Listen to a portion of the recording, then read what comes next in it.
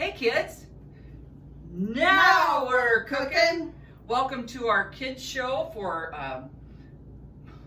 silly me for kids, a cooking show for kids. My name's Aunt Annie. And I'm Grandma Jayne. And we're in the kitchen today to start a new segment on salads. As you know, we just finished up the sandwich segment that we did. And so now we're going to go ahead and start on salads. Salads can be cold, salads can be hot. But we decided since it's the warm temperatures right now of the summer, we're just going to talk about the cooler salads, the cold salads, and we'll talk about some hotter salads in the fall and the winter. Salads are usually a favorite amongst lots of people. Good friend Pete of mine, he used to love salads.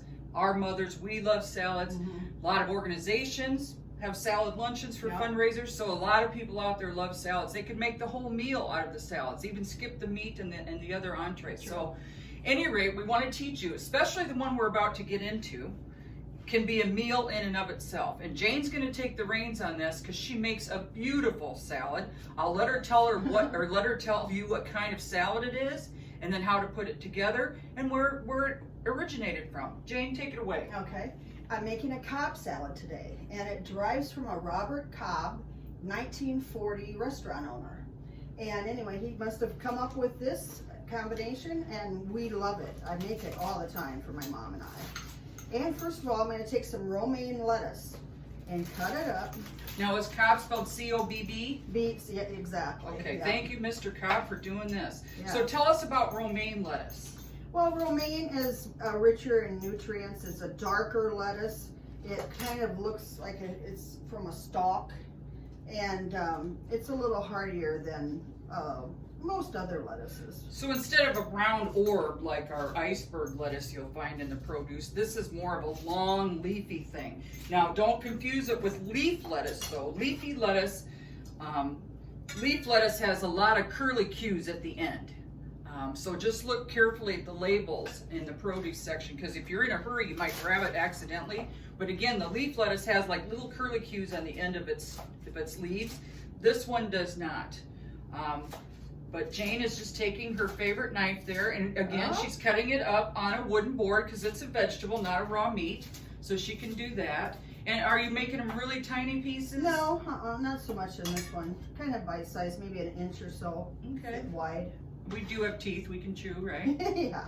But yeah, I love that hearty green, Jayne. And I've got a big bowl that I can put it in, and then I'm going to start making little triangles of toppings that you can put on there. So you're going to put them in, like, say, what are you starting with there? I'm going to start with a hard-boiled egg.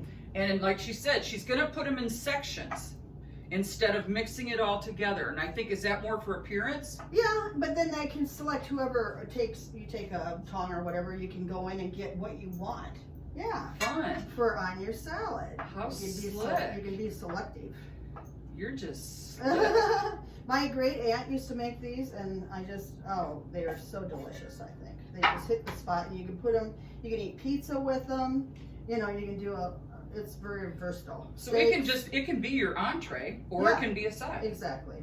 Wonderful. Yep, and when it's really hot out and you're not real hungry, this is really good because it's cool and very nutritious. Now, did you say it was your great aunt? A great aunt of mine, got us hooked on these. Well, like we told you kids, you got to pay attention to the other generations older than you, because they know what they're talking about most of the time. Yeah. Especially in the kitchen. I mean, they've learned these tricks. They've done this stuff. They've made the mistakes. They're trying to help you so you don't make them as well. Yeah. That's life. We continue to learn as we go. So why not let them pass on that wisdom to you? What's after the eggs then, Jayne? Oh, I'm going to dice up a little tomato. But yeah, the thing is, you look back on things and don't realize you were learning stuff back then when they were still alive, That's right. So, now, do you need to cut much away from that tomato? No, I just kind of cut the stem part of it off. Okay. And just that little end that's got a little green thing? Yes, it had a stem on it. Now, because you're putting them in sections, does it matter which one you put first, second, third? No, you can do whatever order you want.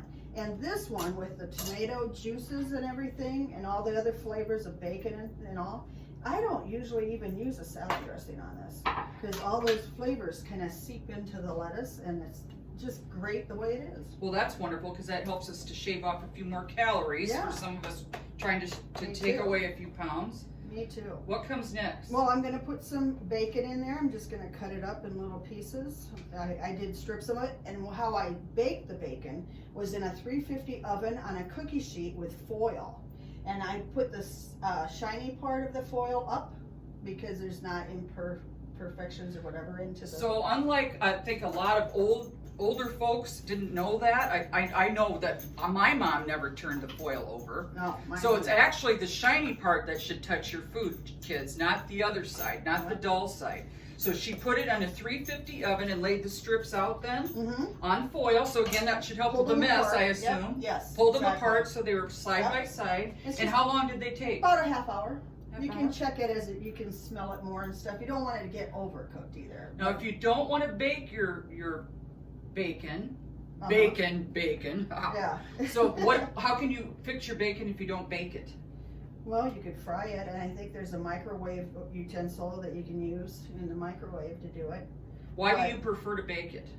It doesn't splatter all over, and it lays flat. I mean, it comes out really good. I'll show you. Like this. It doesn't all, wrinkle up. It doesn't shrink get up. all Yeah. curly and Right. Okay, wonderful. Yeah. So it eliminates the mess. Again, when you have bacon frying hot in a pan on the stove, a lot of times that grease really spatters. So I Yeah. think that's a wonderful idea. Did you tell them what kind of bacon you prefer?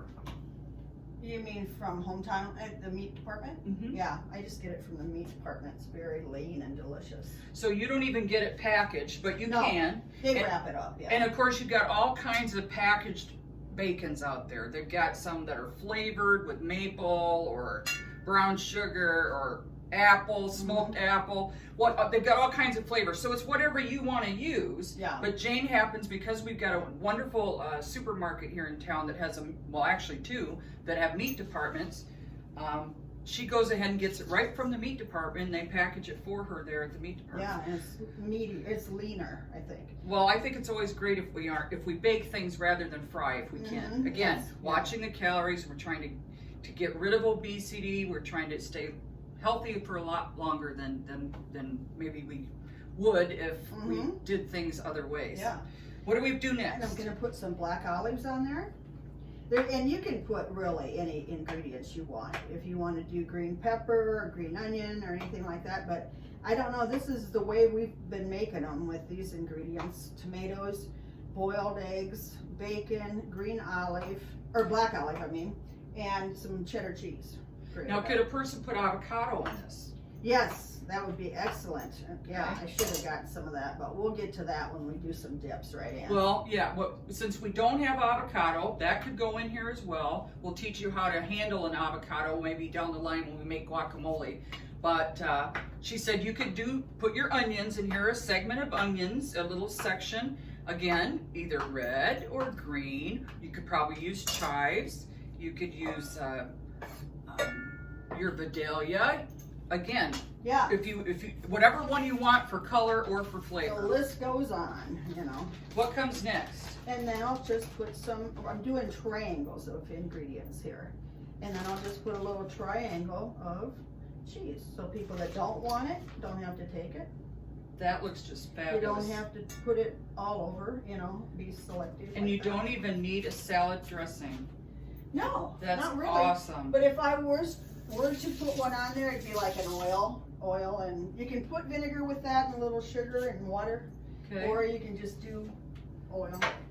Jayne, you've just got to go up closer to the camera and show them how beautiful this salad is. Hopefully you can show them without it screaming out at us. Yeah. Look at that. As we've always told you kids about texture, colors, flavors. Now for presenting a meal, of course we want all those things combined to make a nice presentation, the color, the texture, the flavor. But could there be anything better? Look at all the colors in there. Yeah. Look at all the variety of textures in there. It just is fabulous, and it's very, very healthy for you. Yeah. And that's it. There's a Cobb salad. There you go. We know where it Not first hard. came from now. We know how to do it.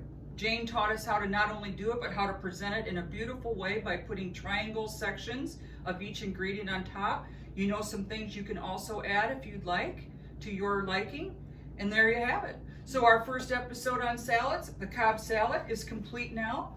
And so I would just say to you in signing off, again, try to do something nice for somebody today, even yourself. That's right. It's the best thing you can do. And we love you, and stay safe out there. You do stay safe, okay? See you next time. Yep. On Now we're cooking.